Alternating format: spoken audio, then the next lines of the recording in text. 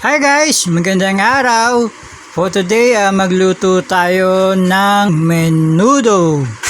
So, yan ay isang special kind of dish na niluluto at piniprepare sa bawat handaan dito sa ating bansa. Mahilig ang mga Pinoy sa menudo, lalo na doon sa masarap at malinamnam na sauce na kasama ng ating menudong potahe. So for today, ayan, magluto na po tayo. Nandito ang ating mga ingredients at hindi mawawala dyan ang tomato sauce na palaging kasama at nagpapasarap sa ating menudong potahe. Ayan, pwede tayong magprito muna ng ating mga gulay, yung carrot o yung ating patatas, at pwede rin iluto siya sa bandang huli sa ating putaheng menudo pagkatapos ng magisa at may halo ang ating mga sauces. So yan guys, magluto na tayo. Sa pagluluto ng menudo ay nila natin igisa ang ating mga aromatics, ang ating sibuyas at bawang, at pagkatapos ay igigisa na rin ang ating mga sahog, baboy man yan o manok. At mas maganda kung meron siyang atay ng baboy. So igisa lang natin at pagka okay na, ilagay na natin yung ating pampalasa.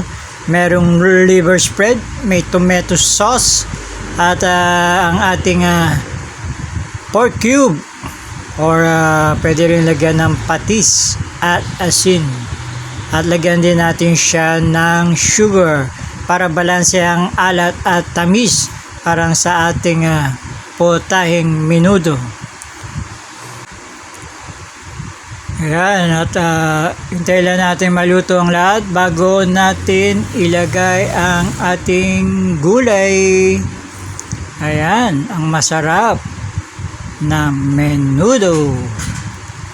It's another good day and another cooking session.